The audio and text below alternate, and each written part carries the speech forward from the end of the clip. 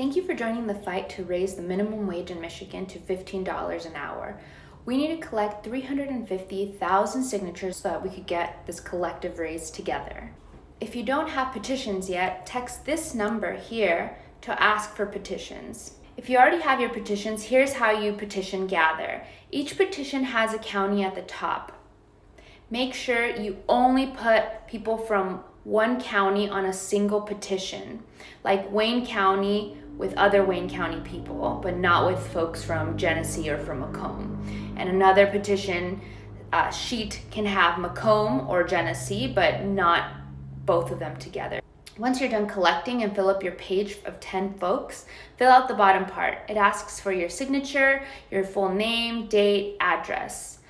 Check the box that you're a volunteer, or if you're not a volunteer, you can check the other box. If you're not from the state, you check the box that you're from out of state. Who can sign the petition? People from Michigan, and they must be registered voters in order to sign.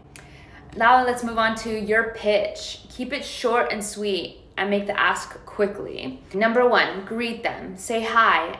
Ask how they're doing and reply based on their answers. Number 2, tell them really quickly what the ballot is about. I'm trying to get the minimum wage in Michigan to increase to 15 because things are really expensive out here. Number 3, make the ask. Are you willing to sign so we can get this on the ballot? Let's practice. Hi, my name is Denise. How are you doing today? Good. How are you? I'm good too, thank you. I'm trying to get the minimum wage in Michigan to increase to 15 because things are really expensive out here, as you know, and it's a struggle. Would you be open to signing the petition so we can get a collective raise? That's it. Then you wait for their answer. There are some useful fillers that I wanted to point out as well. For example, sometimes depending on the vibe, you might need to say sorry to bother, but I'll be quick. Or you could be funny and say, I know you don't want to be approached by someone with a clipboard, but, and then go straight into your pitch. If they say yes, you have to ask what county they're from again before handing them the clipboard to make sure that they're on the right petition. So if you have like 3 counties in your clipboard, like Wayne, Genesee, and Kent, then you want to make sure that you open it up to the right petition before passing it to the person after they tell you what county they're actually from. They must also fill out the petition themselves and sign it themselves. You cannot sign for them. Here are some useful tips of where you can go in order to get signatures. You can ask your family. You can ask coworkers. You can go to the gas station or supermarkets. Farmers markets are great. There might be some concerts near you. People are in line and they don't have anything to do. Go ask them to do something while they're waiting in line and make them feel really good about contributing to the cause afterwards. There might be sports events near you. So those are some ideas. And if you encounter aggressive people, be polite, kill them with kindness, or just say, okay, thank you for your time, be well, and walk away, or just walk away. But generally speaking, there are not that many people who are aggressive because most people are very much in agreement that people need 15 in order to survive in Michigan. One last tip is that groups are hard.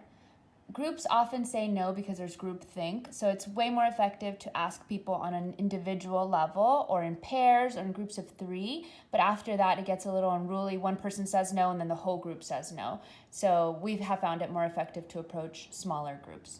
After you filled out your petitions, all of your 10 people on your petition as well as your info at the bottom, it's time to mail in your petitions using the stamps we gave you. Text us so we could tell you where to mail them. And then get them into us by May 16th, the latest. May 16th, the latest. Here are some common things that you might hear along the way as you go out. Oh, but if the wages go up, everything's gonna go up. Well, everything's already going up. Look at the cost of gas. Look at the cost of living, the food.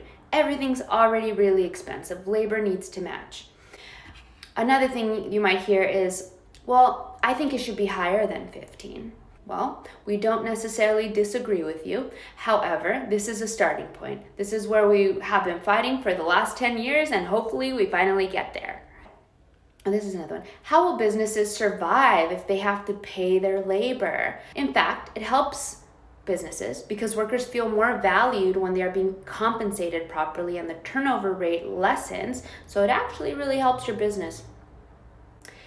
Are tipped workers included in this? Yes. Tipped workers are also included in this. And there are already 7 states that have a regular wage plus tips on top. Tips remain the same. They are still 18%, 20%, 25%.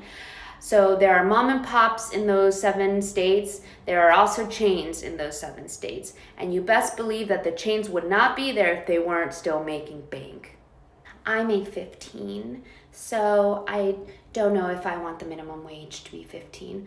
Well, this could really benefit you too, because your employer would probably be more inclined to increase your wage. This is to help people who are earning poverty wages, some of which are making $3 and change currently in 2022. So this would really help them, but you can also help yourself in the process because you can negotiate for more.